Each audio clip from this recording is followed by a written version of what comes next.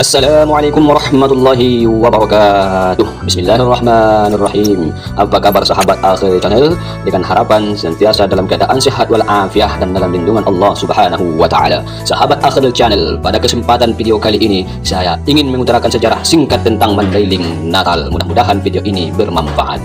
Sahabat Akhir Channel, dikutip dalam Wikipedia, pada stansa pertama syair ke-13 Negara Kertagama atau Negara Kertagama terdapat nama Mandailing dan Pane, dan pada stansa kedua terdapat nama Padang Lawas. Berdasarkan hal tersebut, Mandailing sudah dikenal di Nusantara berabad-abad sebelum kurun Negara Kertagama karena hanya daerah lama yang sudah mapan dan memiliki posisi pentinglah yang dicatat oleh Empu Prapanca. Kabupaten Mandailing Natal merupakan daerah penyangga antara dua komunitas yang berbeda sistem kekerabatannya, yaitu Batak Toba di Tapanuli Utara yang menganut sistem patrilineal dan Minangkabau yang menganut sistem matrilineal di Sumatera Barat. Sebagai komunitas penyangga kedua kebudayaan tersebut, masyarakat Mandailing mengalami proses akulturasi nilai-nilai budaya dari kedua komunitas tersebut melalui kontak budaya yang intensif. Mereka dapat memperkaya budi pekertinya antara lain berupa kepribadian yang menonjol kelugasan dan ketegaran dari utara dan kecerdikan dari selatan.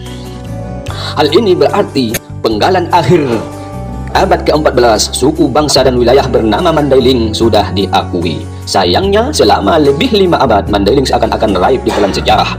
Baru pada abad ke-19, ketika Belanda menguasai tanah berpotensi sumber daya alam ini, Mandailing mencatat sejarah baru. Sahabat Akhir Channel yang saya hormati, terdapat beberapa versi nama Natal. Ada yang mengatakan bahwa Portugislah yang memberi nama ini, karena ketika mereka tiba di pelabuhan di daerah pantai barat Mandailing, mereka mendapat kesan bahwa pelabuhan alam ini mirip dengan pelabuhan Natal di ujung selatan benua Afrika.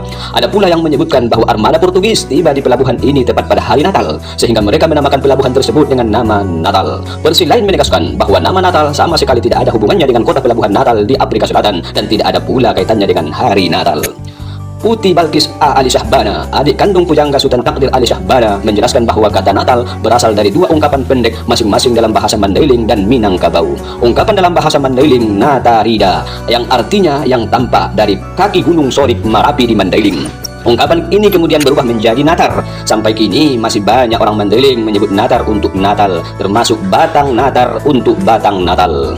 Ungkapan bahasa Minangkabau-nya adalah ranah nadatar, ranah nan datar, kemudian menjadi Natar, yang artinya daerah pantai yang datar, adalah salah satu versi tentang asal-muasal nama Natal. Penyair besar Mandailing, Willem Iskandar, menulis sejarah monumental Si Bulus-Bulus, Si Rumbuk-Rumbuk, mengukir tanah kelahirannya yang indah dihiasi perbukitan dan gunung. Terbukti tanah Mandailing mampu eksis dengan potensi sumber daya alam seperti tambang emas, kopi, beras, kelapa, dan karet. Sahabat Al-Khairan yang saya hormati, Kabupaten Mandailing Natal diresmikan oleh Menteri Dalam Negeri pada tanggal 9 Maret 1999 di kantor Gubernur Sumatera Utara, Medan. Dalam rangka mensosialisasikan Kabupaten Mandailing Natal, Bupati Mandailing Natal pada saat itu Amru Daulay Sarjana Hukum menetapkan akronim nama Kabupaten Mandailing Natal sebagai Kabupaten Madinah yang Madani dalam surat tanggal 24 April 1999 dengan nomor 100-259-TU/1999. Setelah keluarnya peraturan daerah nomor 8 tahun 2008 tentang pembentukan desa, perubahan nama desa, dan penghapusan kelurahan. Dengan demikian, Kabupaten Mandailing Natal sampai pada akhir tahun 2010 terdiri dari 23 kecamatan, 27 kelurahan, dan 377 desa. Mandailing Natal terletak berbatasan dengan Sumatera Barat di bagian paling selatan dari Provinsi Sumatera Utara. Penduduk asli Kabupaten Mandailing Natal terdiri dari dua etnis. Yang pertama adalah etnis Mandailing, yang kedua adalah etnis pesisir. Masyarakat Mandailing Natal terdiri dari suku atau etnis Mandailing, Minang, Jawa, Batak, Nias, Melayu, dan Aceh. Namun etnis mayoritas adalah etnis Mandailing sebanyak 80%. Seperti halnya kebanyakan daerah-daerah lain, pada zaman dahulu penduduk Mandailing hidup dalam satu kelompok-kelompok yang dipimpin oleh raja yang bertempat tinggal di Bagas Godang. Dalam mengatur sistem kehidupan, masyarakat Mandailing Natal menggunakan sistem Dalian Natolu atau 3 tumpuan. Artinya, mereka terdiri dari kelompok kekerabatan, Mora dari kelompok kerabat pemberi anak dara, Kahanggi dari kelompok kerabat yang satu marga, dan anak Boru kelompok kerabat penerima anak dara.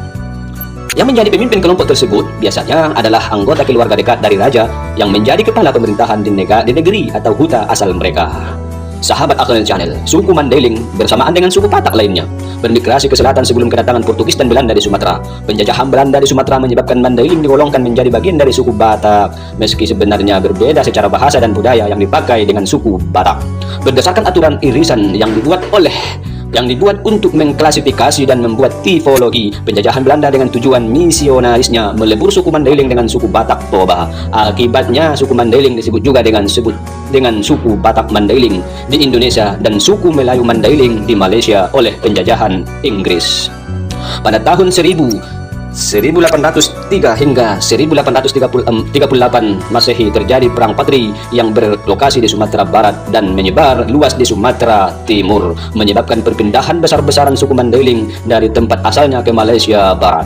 Kelompok tersebut dipimpin oleh Raja Asal, Maharaja dari Mandailing, dan keponakannya Raja Bilah bersama dengan Sultan Puasa. Mereka terlibat dalam Perang Klang antara tahun 1866 hingga 1873 Masehi. Suku Mandailing tersebar di Kabupaten Mandailing Natal, Kabupaten Tapanuli Selatan, Kabupaten Padang Lawas, Kabupaten Padang Lawas Utara, Kabupaten Labuhan Batu, Kabupaten Labuhan Batu Utara, Kabupaten Labuhan Batu Selatan, Kabupaten Batubara, Kabupaten Deli Serdang, Kota Medan, Kabupaten Rokan Hulu, Kabupaten Rokan Hilir, Kabupaten Pasaman, dan Kabupaten Pasaman Barat. Kelompok pertama yang datang di wilayah tersebut adalah Pulungan dan Nasution. 15 marga yang secara sah diakui di suku Mandailing adalah Pulungan, Nasution, Lubis, Matondang, Rangkuti, Batubara, Marbun, Harahap, Dalumente, Huta Suhut, Siregar, Hasibuan, Daulay, Pane, dan Pohan. Kontroversi. Generalisasi kata Batak terhadap etnik Mandailing umumnya tak dapat diterima oleh keturunan asli wilayah itu. Meski mayoritas masih mengakui dirinya bagian dari suku Batak, suku Mandailing memiliki ikatan darah, nasab, bahasa, aksara, sistem sosial, kesenian, adat, dan kebiasaan tersendiri yang berbeda dengan Batak. Sahabat Akhlil Channel, demikianlah ulasan singkat tentang sejarah Mandailing Natal. Mudah-mudahan bermanfaat. Bila bermanfaat, mohon klik like, komen, dan subscribe bagi yang belum, agar saya semakin semangat mengambil video-video berikutnya. Assalamualaikum warahmatullahi wabarakatuh.